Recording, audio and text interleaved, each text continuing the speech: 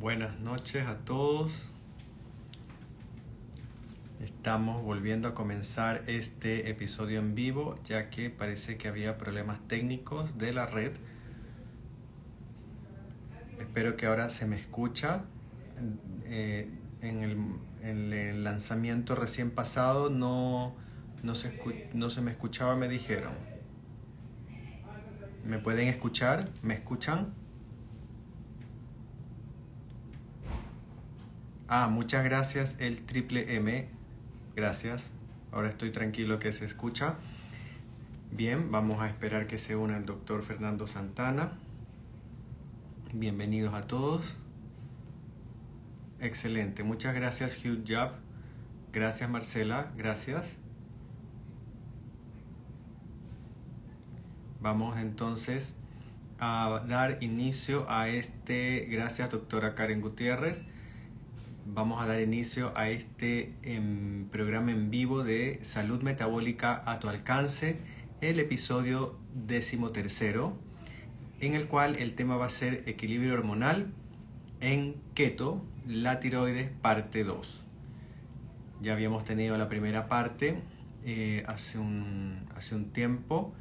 Pueden ver esta primera parte si quieren tener más información en el mismo Instagram de @calevitchile, o lo pueden también ver con más comodidad en el canal de YouTube @calevitchile, donde además es más cómodo verlo. Pueden ponerle pausa o pueden ponerse sus audífonos e irlo escuchando como un podcast. Estamos esperando que el doctor se una.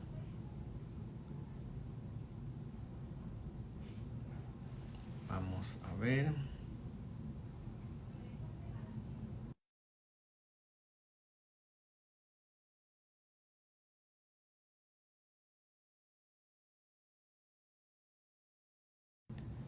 Voy a verificar que esté todo bien. Me esperan un momento, por favor.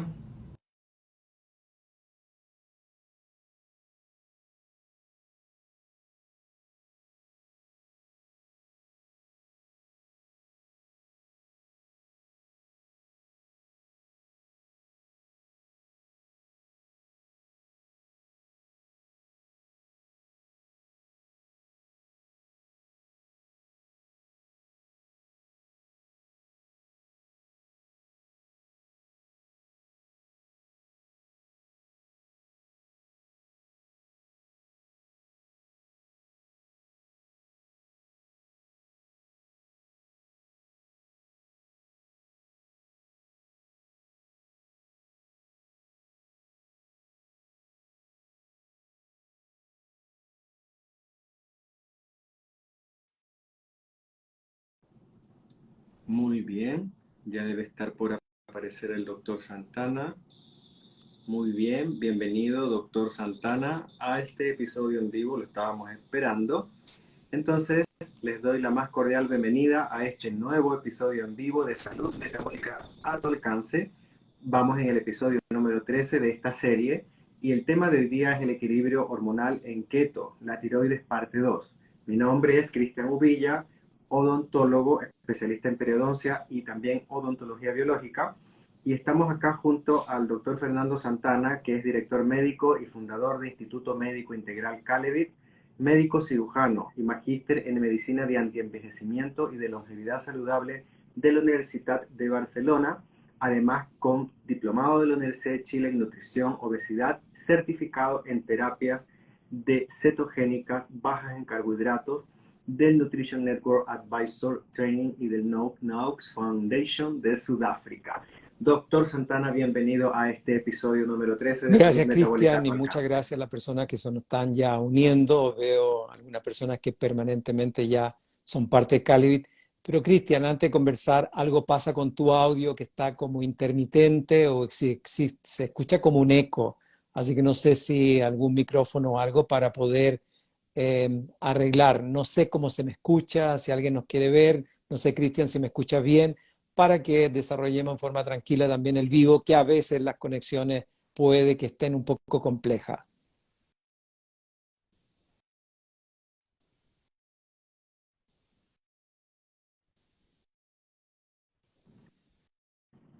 Ahí escucho No sé si ahí me mejor, pero escuchan se ve mejor. entrecortada tu imagen.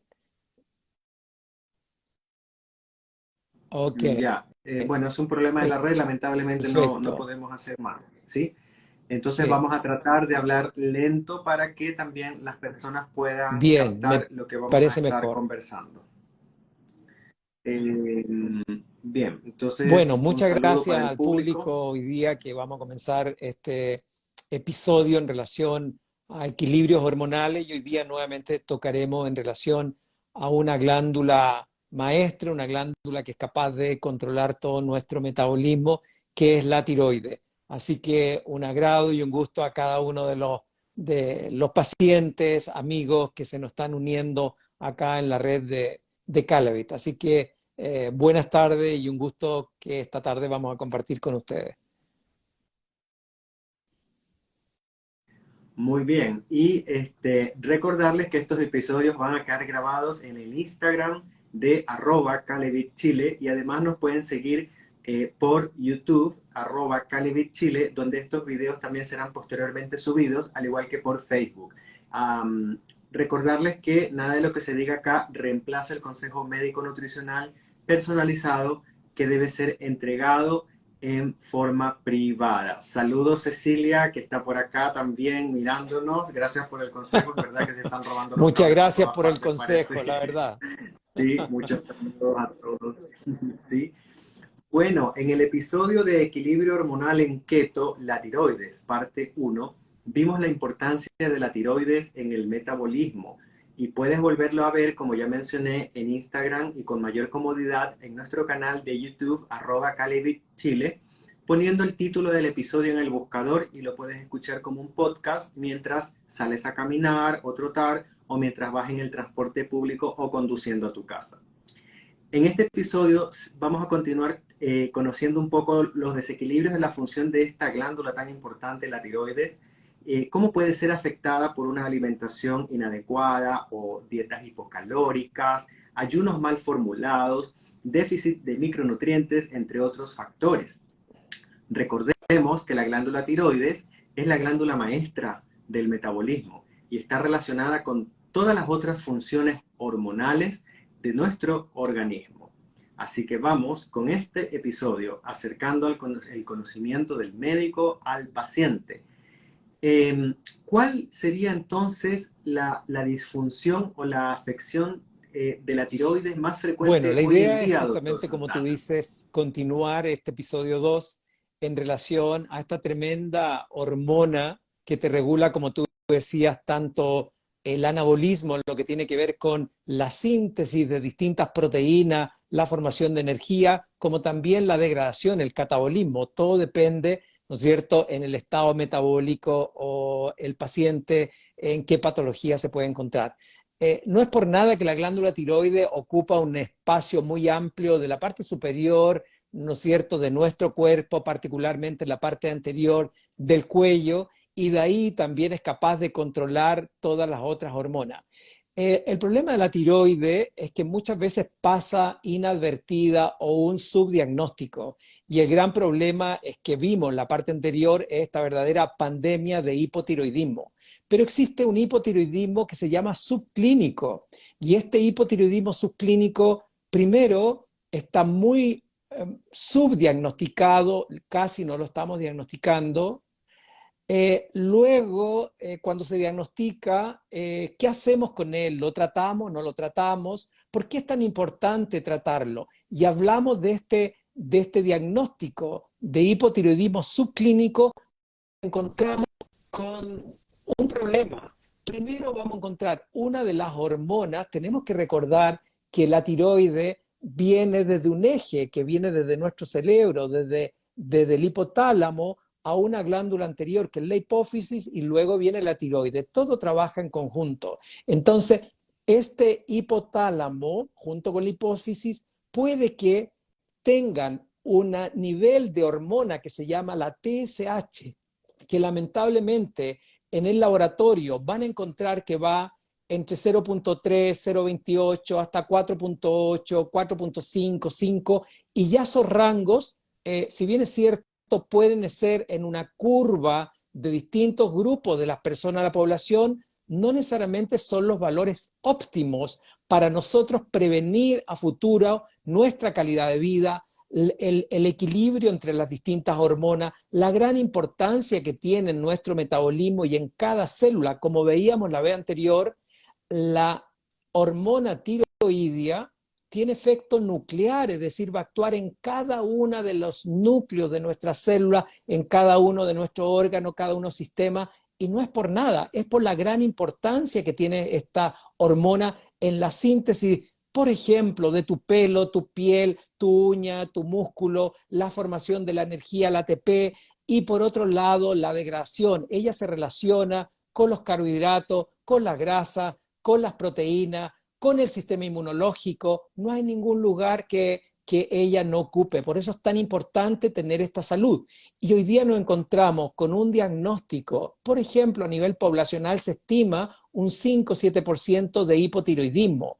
Pero detrás de esto encontramos este hipotiroidismo subclínico con hormonas T4, que es una prehormona que se tiene que transformar en la hormona activa, la T3, normal. El paciente muchas veces tiene síntomas muy inespecíficos, pero tengo una TSH alta y esta TSH alta ya no está indicando cómo este desequilibrio de este eje.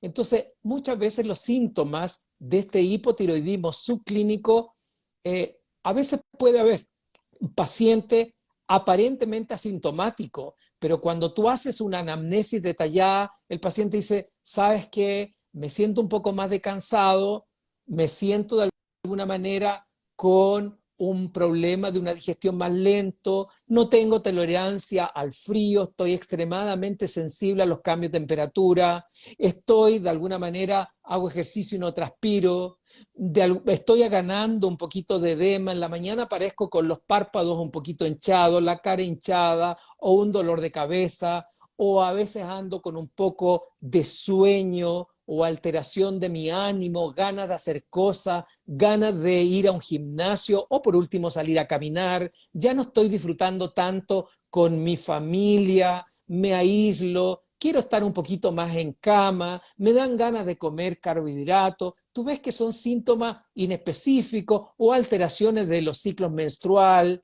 Es decir, muchas veces este hipotiroidismo subclínico no tiene síntomas específicos. Por eso cuesta mucho llegar a un diagnóstico si el médico no interroga minuciosamente todo esto, o mi piel está más grasa, o tengo caída de pelo, o mis menstruaciones están irregulares, o me estoy resfriando con mucha frecuencia, y a veces pasan inadvertido, creemos que es el cansancio porque todos estamos con estrés, creemos que es un agotamiento porque no estamos durmiendo bien en la noche, creemos que estamos haciendo una pseudo depresión. ¿Y es por qué? Porque de alguna manera ya comienzan estos síntomas inespecíficos que tenemos que considerarlos y evaluar la posibilidad que estemos con una tiroiditis o con un hipotiroidismo subclínico, y es ahí donde tenemos que, junto con el paciente, su examen clínico, la anamnesis detallada, llegar a determinar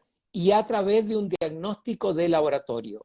Entonces, el hipotiroidismo subclínico no es un diagnóstico que el médico va a captar específicamente a través de su interrogatorio familiar, personal del paciente, los fármacos que está tomando, sino que necesitamos hacer exámenes. Por eso se habla que más bien es un diagnóstico bioquímico del cuerpo que vamos a tener que hacerlo para prevenir otras enfermedades, para prevenir posiblemente alteraciones de otros equilibrios hormonales y, en última instancia, la calidad de vida de ese paciente.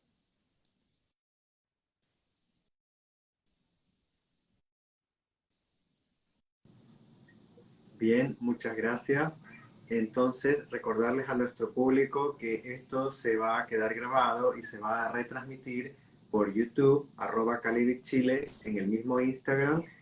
Pueden suscribirse al YouTube para poder tener noticias de todos los videos que vamos subiendo y puedan verlos también en orden hacia atrás para los que no han visto los otros temas y poder ponerse al día en estos conocimientos que estamos tratando de transmitir a los pacientes, al público en general, y saber que esto no reemplaza el consejo médico nutricional. El fin de esto es educativo.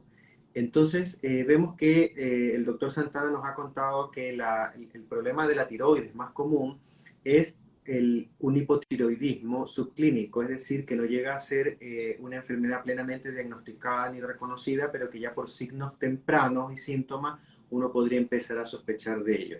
Ahora, ¿cómo uno puede captar que tiene este hipotiroidismo subclínico? ¿Cómo se puede Eso es lo que manifestar? ¿Qué síntomas dijimos. En tiene, doctor? general no son síntomas específicos, generalmente son inespecíficos e incluso podríamos tener pacientes a veces con muy pocos síntomas. Lo importante es captar por estos síntomas, que ya lo decimos, que el paciente de alguna manera podría estar. Entonces de ahí donde nos ayuda. Algunos exámenes básicos que siempre tenemos que hacer, que son niveles de la TSH. Habitualmente desde la endocrinología convencional, ellos toman la TSH y la T4. En medicina funcional no solamente vemos la TSH, que tiene que estar en rangos mucho más precisos, generalmente entre 0.5, 0.9 y máximo un 2.8, algunos hablan de 3, 2.7, pero no este rango tan amplio, porque ya un paciente con un 3.5, un 4, un 4.5, 5 hacia arriba, es porque ya tenemos una alteración de este eje hormonal y eso va a traer como consecuencia en cuanto a síntomas que queremos prevenir o incluso asociar a otras patologías.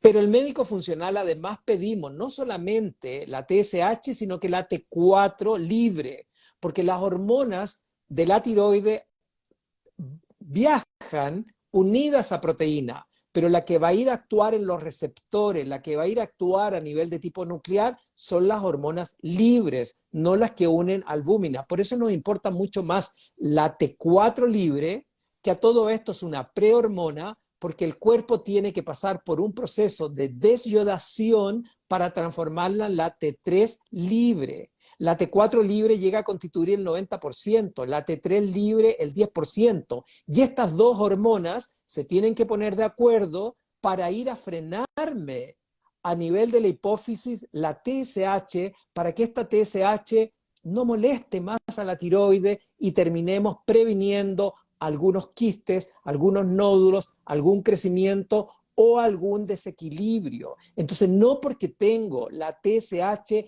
en rangos altos, que aparentemente están en rangos normales, y con una T3 y una T4 normal, ese paciente ya tenemos que considerarlo para ver qué factores están gatillando este hipotiroidismo subclínico.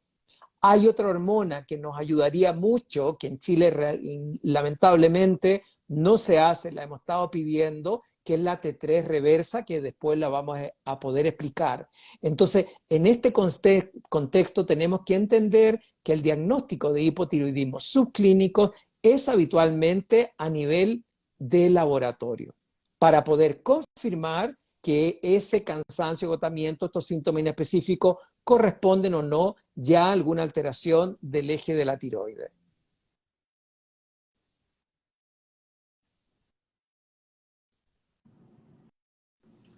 Bien, entonces, ¿cuáles serían las causas de este hipotiroidismo Aquí hay dos subclínico? miradas. La endocrinología clásica convencional le está dando mucha importancia al exceso muchas veces de yodo. Y aquí caemos en un gran problema porque están mirando solamente una parte y no el todo. Tenemos que siempre mirar el equilibrio hormonal de una manera mucho más sistémica, de una manera mucho más holística. Cuando nosotros tenemos una TSH alta, tenemos que entender que este estímulo de la hipófisis viene del hipotálamo. El hipotálamo es el gran maestro que tenemos arriba que regula gran parte de nuestras emociones. Gran parte también empieza a regular ahí el cortisol, empieza a regular ahí unas hormonas. Entonces, del punto de vista de la medicina sistémica, si yo tengo una sobreexpresión de la hormona que me va a estimular, la TSH, que viene del hipotálamo, ¿qué es lo que encontramos? Muchas veces alto nivel de estrés y de cortisol, por distintos motivos. El estrés puede ser por situaciones emocionales, el estrés puede ser por situaciones biológicas, por una infección, por una hospitalización, por una operación. Ese estrés puede ser también porque tenemos algunos factores que me hacen subir el cortisol en exceso. Como tú decías, ayunos inadecuadamente mal formulados, dietas hipocalóricas extremas, alteraciones de algunos tipos de nutrientes que lo necesitamos, y todo esto puede aumentar esa TSH, que en un comienzo el cuerpo tiene la capacidad para subir la T4 y la T3, pero si yo tengo, por ejemplo, un aumento del tejido graso, porque estoy comiendo comida inadecuada, porque estoy comiendo alta cantidad de carbohidrato, porque estoy comiendo comida procesada, comida ultraprocesada, voy a tener aumento de una hormona que se secreta en el tejido graso que se llama la leptina. Y esta leptina a nivel del hipotálamo que te tiene que decir, no comas más, deja de comer, no lo hace porque tiene una resistencia, pero me estimula las células que me van a estimular la TSH, los tirocitos. Entonces, por eso es tan importante que cuando nosotros tenemos un equilibrio en nuestras hormonas periféricas, también van a influir a través de este eje del hipotálamo, de la hipófisis. Por otra parte, por ejemplo, déficits nutricionales. Para la síntesis de la hormona tiroidea necesitamos yodo. Se habla desde la endocrinología convencional 150 microgramos, pero sabemos que a veces la nutrición no llega. Y la nutrición no llega, y medicina funcional te está hablando de valores más altos, 450 a 500 microgramos. Porque lamentablemente en la endocrinología convencional no se toma un factor tan importante que son los metales pesados. Cuando tú revisas el yodo, que lo necesito para la síntesis de la hormona tiroidea, junto con un aminoácido que se llama tirosina, comparten la misma tabla periódica el flúor, y muy bien lo saben ustedes los odontólogos, que el flúor por competitividad a inhibirme los receptores de la tiroide y también de la síntesis de la hormona tiroidea, porque me bloquea el yodo. También encontramos el cloro y también encontramos el bromo. ¿Y dónde encontramos flúor y cloro? En el agua de la llave. Por eso es la importancia de tomar un agua mucho más purificada de estos metales pesados a través de filtros. Y si no tenemos un filtro de osmosis inversa, sí en el mercado existen filtros para disminuir por lo menos el flúor, el cloro.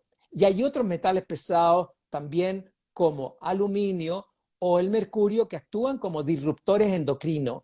Y lamentablemente el endocrinólogo convencional no toma en cuenta esta presencia de los metales pesados que compite con el yodo. Por otra parte, también encontramos la falta de algunos nutrientes, por ejemplo el fierro. Para la síntesis de la hormona tiroidea voy a necesitar yodo, voy a necesitar fierro, y la conversión entre una prehormona que es la T4, que vimos que no era activa, en la hormona T3, que es la hormona activa, necesito zinc y selenio.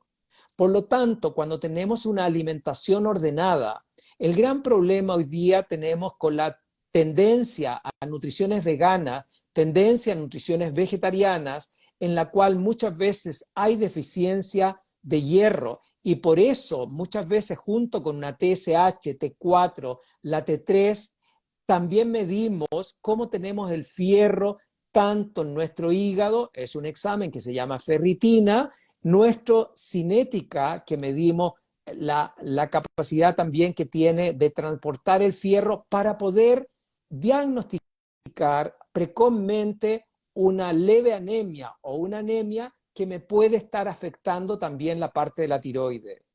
También existen fármacos como antidepresivos, fármacos, algunos que trabajan en la parte cardíaca, que se llama la amiodarona, algunas irradiaciones, algunas quimioterapias que también me van a alterar la tiroides. ¿Para qué decir en tratamientos quirúrgicos de aquellos pacientes que a lo mejor por un cáncer de tiroides hubo que retirar la tiroides.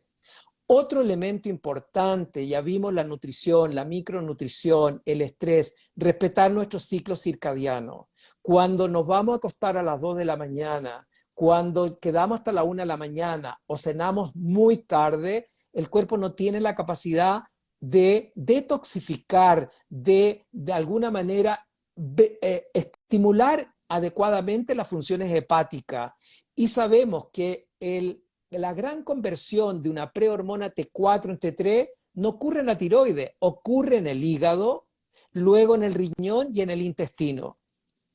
En la medida que comemos comida de verdad, aquella comida que tiene madre biológica o que viene del árbol o que viene de la tierra, no comida procesada y ultraprocesada, vamos de alguna manera a manejar bajos niveles o adecuados niveles también de insulina, de la leptina, que la necesito para no sobreestimular esa TSH, y de ahí la importancia que adquiere la nutrición tanto de proteínas, grasas, carbohidratos, como también de minerales, selenio, zinc, el fierro, el yodo.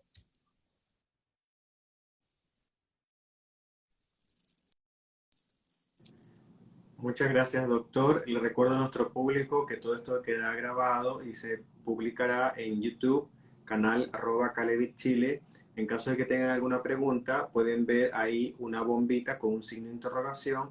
Es donde pueden ir dejando las preguntas que les surgen en relación al episodio y si tenemos tiempo trataremos de contestar algunas de ellas. Doctor Santana, gracias por esta respuesta.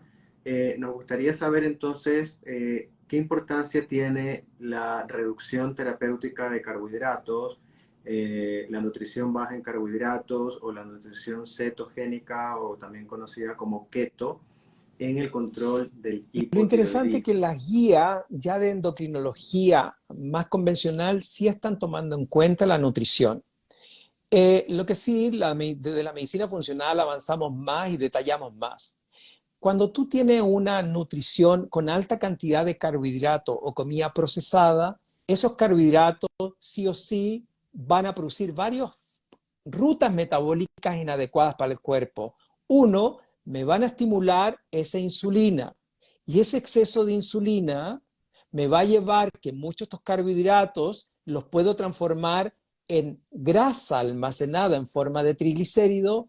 Esos grasa almacenada triglicérido, que es una grasa inflamatoria, sabemos que la grasa es un órgano, un sistema metabólico muy inflamatorio, me va a secretar, como te decía, altas dosis de leptina. Esa leptina me va a producir arriba en el hipotálamo, no va a responder. Inicialmente se está hablando de la resistencia a la leptina y luego la insulina, aumentamos la TSH y de esa manera empezamos a alterar. Cuando nosotros tenemos una nutrición más limpia, menos inflamatoria, baja en carbohidratos, adecuado aporte de proteína, alto en grasa saludable, como puede ser una reducción terapéutica de carbohidratos, la RTC, o una nutrición cetogénica, eso va a producir menos inflamación del organismo.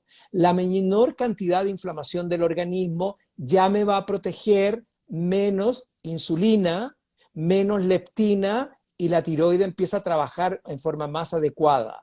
También se ha visto que la comida en exceso de carbohidratos, sobre todo comida procesada, ultraprocesada, es un estímulo para el intestino. Y este intestino, la pared intestinal, viene el otro gran problema que me va a producir una disbiosis, un desequilibrio de nuestras bacterias, y también desde la endocrinología convencional ya están conversando de la importancia de la salud a nivel de la microbiota. Pero hay un concepto que no aún se incorpora, que es el gran concepto del intestino permeable. Y nosotros vemos la tremenda relación entre comida procesada, ultraprocesada, particularmente el gluten, en relación a alteración de la tiroide. Se ha visto que el hipotiroidismo tiene relación con el reflujo gastroesofágico, con gastritis crónica, con bajos niveles de vitamina D, pero particularmente cuando tú revisas la literatura, la enfermedad celíaca está en un nivel bien bajo. ¿Por qué? Porque no están considerando este concepto de intestino permeable. Cuando tú comes un gluten, un maíz, una comida procesada, sabemos el nivel de investigación es altísimo de la asociación de hipotiroidismo y gluten, y no solamente enfermedad celíaca, lo que normalmente hablamos de sensibilidad al gluten no celíaco. El gluten particularmente es una molécula que me va a producir una hiperpermeabilidad intestinal. ¿Por qué? Porque me sobreexpresa unas partículas, unas moléculas que se llaman las sonulinas. Esta sonulina en estas uniones estrechas del intestino me lo abre, este colador es más grande, pasan partículas de virus, bacterias, gluten, y este gluten, por un concepto que se llama mimetismo molecular, ¿eso qué significa? Que la molécula de gluten es muy semejante a ciertas células de la tiroides. Y nuestro sistema inmune, que nos quiere defender, ataca el gluten formando anticuerpos. Y esos anticuerpos, sin tener necesariamente la enfermedad celíaca, que son anticuerpos contra ciertas células de nuestro intestino o de nuestra mucosa gástrica, este gluten va a provocar que el sistema inmune va a producir anticuerpos y por este concepto de semejanza va a ir a atacar nuestra célula tiroide. Y sin darte cuenta, estamos lo que llamamos una tiroiditis autoinmune o una tiroiditis de Hashimoto. Y esta tiroiditis de Hashimoto produce anticuerpos muchas veces con una T3 normal, una T4 normal y una TSH que puede estar normal y alta. Y muchas veces no produce mayores síntomas porque la T3 y la T4, y sabemos que la T3 nuevamente es la hormona activa, porque si tuviéramos estas hormonas alteradas, tendríamos lo que llamamos un hipotiroidismo ya declarado. Y el hipotiroidismo declarado, cansancio, agotamiento, caída de pelo, grasitud de la piel, intolerancia al frío, aumento de peso, aumento de grasitud, tendencia a la depresión, tendencia a la falta de concentración, alteración de la memoria, alteración del ánimo para hacer cosas. Entonces, esto es muy sutil de qué manera el cuerpo ya empieza a tener un hipotiroidismo manifiesto, pero esto no es de la noche a la mañana. Comenzó posiblemente con hipotiroidismo subclínico o una tiroiditis de Hashimoto que fue inadecuadamente tratada solamente muchas veces con la hormona tiroidea clásica y no tomamos en cuenta todos estos otros factores que estoy comiendo, mi intestino permeable, mi disbiosis intestinal, los metales pesados, los ciclos circadianos. Por lo tanto, no podemos basar el tratamiento solamente en la levotiroxina, que es el nombre genérico. Muchas veces ya, ¿no es cierto? Acá lo conocemos como el T4-Vago o el Eutirox, porque estamos tratando una consecuencia, pero no la causa primaria que tiene que ver con todos estos desórdenes que van desde el intestino. Por eso tenemos que entender que gran parte de la tiroiditis subclínica, del hipotiroidismo subclínico, muchas veces detrás de eso, un 50-60% puede haber una tiroiditis autoinmune. Y es tremendamente importante medir los anticuerpos. Y no es normal, a pesar que el laboratorio nos pone 40, 60, 100, no es normal tener anticuerpos con que te estén permanentemente tu propio sistema no reconociendo tu tiroide que es tuya y la está como atacando. Por eso es tan importante este diagnóstico precoz y no seguir avanzando de una enfermedad que cuando ya la tenemos manifiesta es porque ese paciente viene mucho tiempo con una posible hipotiroidismo subclínico.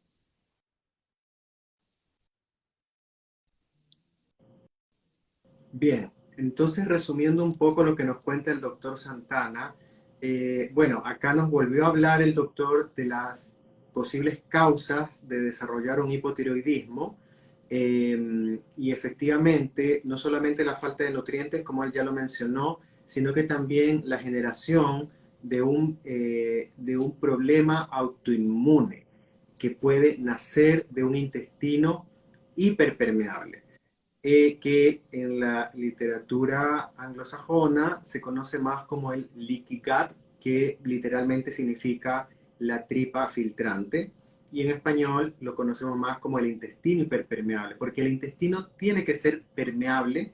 El problema es cuando es hiperpermeable, debido a que el gluten va a favorecer la expresión de esta proteína que es la sonulina, que va justamente a mantener separadas las células que conforman el revestimiento intestinal. Y esto va a permitir el filtrado de microorganismos, también de partículas de alimento no digeridas, proteínas mal digeridas, etcétera, todo lo cual va a gatillar una activación del sistema inmune y va justamente a contribuir al desarrollo de esta enfermedad. Este hipotiroidismo, que en este caso estaría relacionado con la causa autoinmune, como puede haber otros tipos de hipotiroidismo. Doctor Santana, entonces, finalmente, ya que ahora nos habló de las causas, bueno, pero ¿qué importancia tiene la reducción terapéutica de carbohidratos en el control de este hipotiroidismo? Específicamente, ¿cómo me ayuda una nutrición baja en carbohidratos, una nutrición cetogénica o keto bien formulada para mejorar, ayudar, salir de este atolladero metabólico, enlentecimiento del metabolismo que supone un hipotiroidismo? Como te decía, cuando tenemos una reducción de carbohidratos, lo primero que ya estamos gestionando en nuestro cuerpo, que vamos a tener un mejor control de la insulina. Y se ha visto que la insulina también me disminuye la conversión de la T4 en la T3. Por lo tanto, al no tener mayor cantidad de esta T3, el cuerpo, porque por un sistema que se llama biofigma, me puede estar estimulando la TSH. Por otra parte, se ha visto que cuando nosotros tenemos menos carbohidratos, tenemos menos estrés oxidativo de cada célula. Y también en la medida que tenemos menor cantidad de carbohidratos, vamos a tener menor inflamación a nivel intestinal. Y una parte importante, se ha visto que en la medida que nosotros tenemos un estrés a nivel de tipo celular también, el exceso de carbohidrato o aquellos carbohidratos refinados también pueden estar influyendo en la hormona que actúa como espejo, que no queremos, que es la T3 reversa, donde tú encuentras una T4, una T3 normal y ya una alteración de la TSH. Por otra parte, al tener baja insulina, bajos niveles de la leptina, estamos de alguna manera inhibiendo la estimulación también de esa TSH. Y cuando proporcionas alimentos reales, alimentos enteros, una proteína natural, una carne, ya sea de un rumiante, de un pez o de un ave, también estás proporcionando aminoácidos adecuados como la tirosina, que la necesito para la síntesis de la hormona tiroide.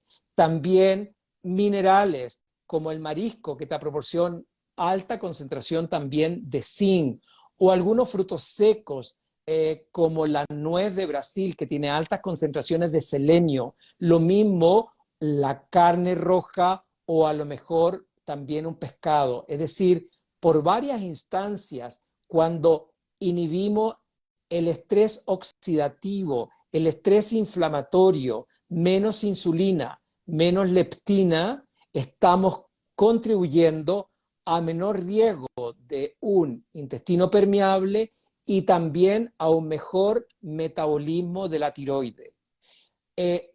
Cuando hacemos una reducción terapéutica de carbohidratos, el médico, la nutricionista, siempre va a indicar un aporte adecuado de proteína y una alta concentración también en grasa saludable. Estamos hablando de algunas grasas saturadas, como un aceite de coco, una mantequilla, un ghee, una manteca de cerdo, porque todo eso tienen también las vitaminas liposomales. Y una de las vitaminas más importantes en la función de la tiroides es la vitamina D. Tenemos que recordar que la T3 libre va a ir a actuar a nivel nuclear, para mucha información genética. Y eso trabaja a la par con la vitamina D, que es otra hormona de efecto nuclear. Y esas vitaminas liposolubles vienen en productos habitualmente del origen animal.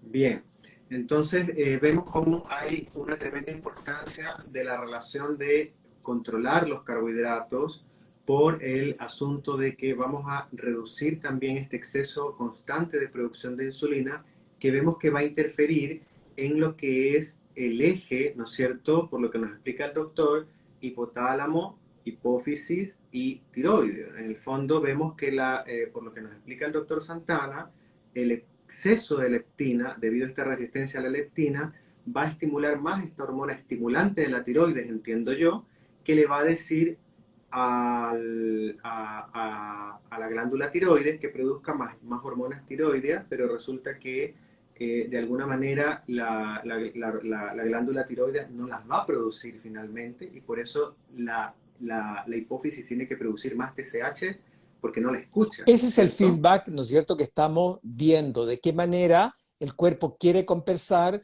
con un nivel de la TSH alta, aún en la primera etapa teniendo T4 y T3 normales.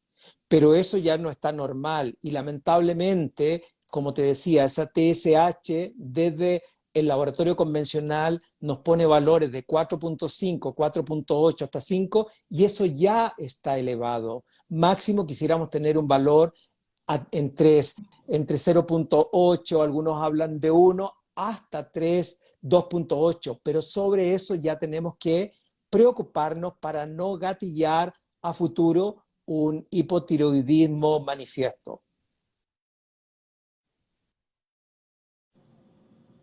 Bien, entonces también el doctor Santana nos ha hablado de que existen ciertos minerales, elementos químicos, que pueden actuar como disruptores endocrinos, es decir, que van a impedir la acción de los minerales saludables sobre las glándulas, en este caso la tiroides. Y vemos como el flúor, el cloro, el bromo, que están dentro de la misma familia del yodo, que son los halógenos, van a ocupar los receptores del yodo en la tiroides. Y esto justamente podría contribuir a que esta tiroides funcione menos, debido a que el yodo no puede llegar al receptor propio de él en la glándula tiroides, puesto que está ocupado por el fluoruro. Razón por la cual es tremendamente importante empezar a eliminar también las fuentes de fluoruro y con la guía de un médico funcional y también de un odontólogo funcional, biológico, integrativo, que trabaja en conjunto con el médico o la nutricionista, ver cómo empezar a detoxificar o a desintoxicarse del fluoruro para que el yodo pueda hacer efecto, para que el selenio pueda hacer su efecto. Ahora que hemos visto que la nutrición cetogénica contribuiría, al igual que la reducción terapéutica de carbohidratos o la reducción o el low carb, eh, ¿por qué se dice tanto en las redes o muchas veces por un malentendimiento en la medicina convencional de que una nutrición cetogénica puede producir hipotiroidismo? ¿Es cierto esto? ¿Es Eh, así? Gran parte ocurre, yo creo, por no entender bien el concepto de que estamos hablando de una nutrición cetogénica, sobre todo una nutrición cetogénica limpia. Entonces tenemos que partir, ¿no es cierto?, que va a depender de un 70% de grasas saludables, incorporando grasas saturadas, algunas monoinsaturadas y algunas poliinsaturadas como omega 3, omega 6.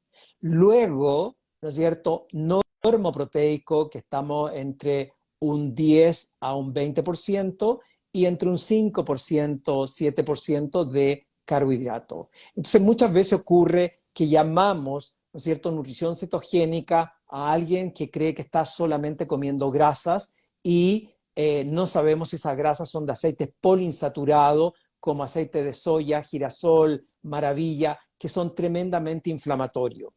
Otro concepto es que cuando hacemos una una nutrición cetogénica no bien formulada, podemos tener déficit de algunos micronutrientes. ¿Por qué? Porque sin darnos cuenta sí podemos tener una dieta hipocalórica.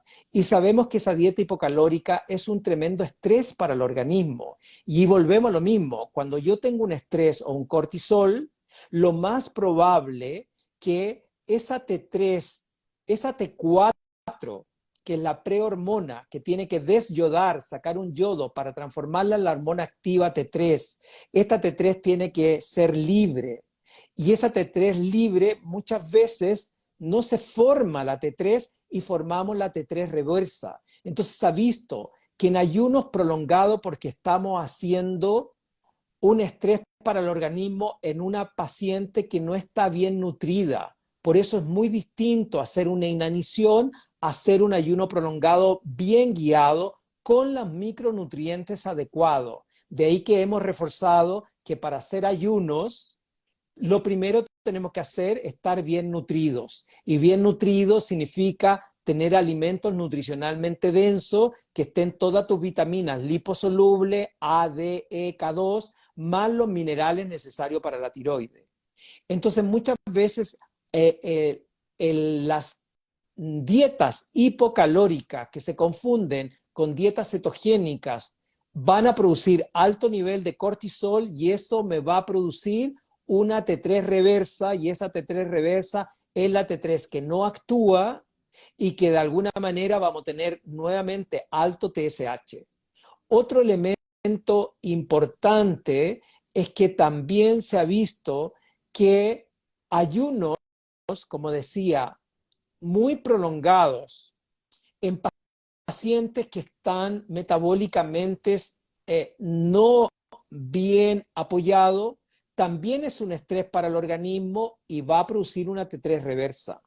Por lo tanto, habitualmente cuando existe algún problema, lo más probable que el paciente tenía el problema previo y no fue diagnosticado, como por ejemplo una anemia, como por ejemplo un cortisol alto, una DEA baja. Siempre tenemos que equilibrar cómo están las otras hormonas, el sistema hormonal trabaja como una gran orquesta y esto como un gran sistema. El organismo, la tiroides no funciona alterada de otras hormonas. Si tú tienes un desequilibrio entre una mujer, entre estrógeno y la progesterona, por eso se ha visto que en los periodos perimenopáusicos o en la menopausia, la mujer se hace más manifiesto ciertas alteraciones y podría gatillar un hipotiroidismo.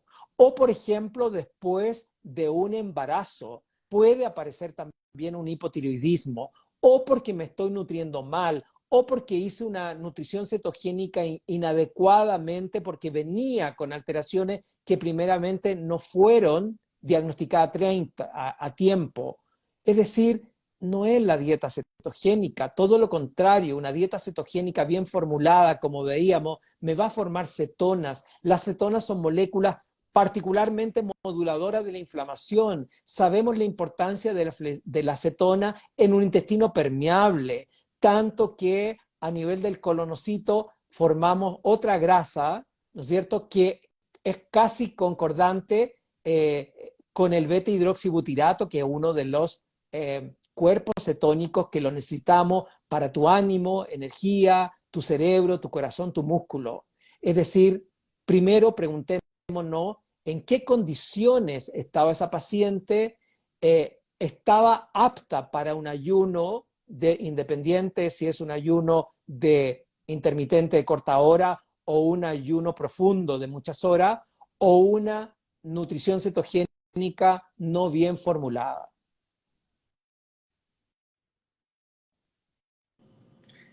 En general, el problema con los pacientes es que puede haber dos interpretaciones, que puede verse que efectivamente salga una T3, que es la hormona activa de la tiroides, un poco más baja cuando una persona está haciendo una nutrición cetogénica, pero resulta que su TSH está normal y además el paciente se siente bien y todos los otros parámetros inflamatorios están bien.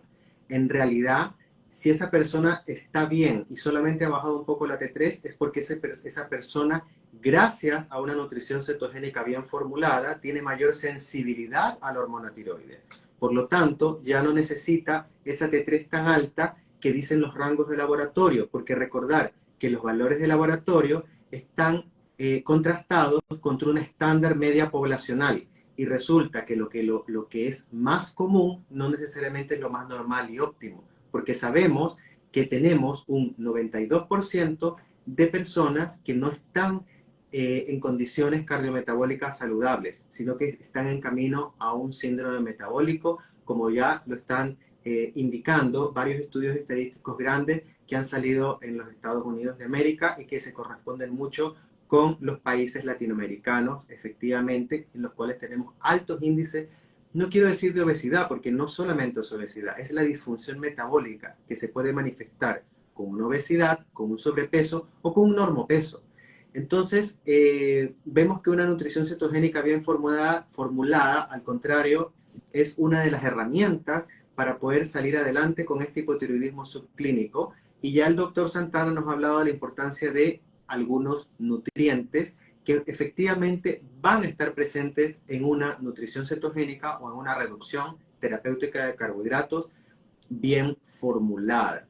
Entonces, le queremos dar las gracias a nuestro querido público por haber compartido en esta parte 2 de la tiroides y los dejamos invitados a estar atentos a nuestras redes para próximos episodios en vivo donde seguiremos profundizando en la salud hormonal y keto, como se conoce también a la reducción terapéutica de carbohidratos y a la nutrición cetogénica, por supuesto. Entonces, los invito a seguirnos por nuestro canal de YouTube, @CaliBitChile, donde además podrán ver otros episodios de salud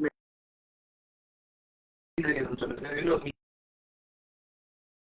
También hemos subido para que ustedes puedan aprender, informarse y con eso tomar decisiones finalmente informadas. Y recordarles que nada de lo que hemos dicho acá reemplaza el consejo médico, nutricional, personal que se debe dar a cada persona. Entonces, dejo al doctor Santana para unas palabras de Bueno, despedida. la información es mucha, ahora tenemos que ver qué soluciona el paciente, como tú decías, ese concepto muy importante, así como en una nutrición cetogénica o de reducción de carbohidratos baja la insulina, como el cuerpo, las hormonas tienen que gestionar menos cantidad de carbohidratos, menos cantidad de calorías, por supuesto que en ese paciente se va a sentir muy bien, con mucha energía, con mucho ánimo, con una TSH baja, a diferencia de lo que veníamos diciendo del hipotiroidismo subclínico, y con una T3 baja, porque así como tú decías, baja la insulina, por supuesto que el organismo, la tiroides, es decir, si tengo que gestionar menos comida inflamatoria, la T3 también baja. Pero ¿cuál es la gran diferencia? El paciente está con ánimo, energía, se siente bien y con una TSH que puede bordear entre 1, 1,5, 2 y ese paciente está muy bien.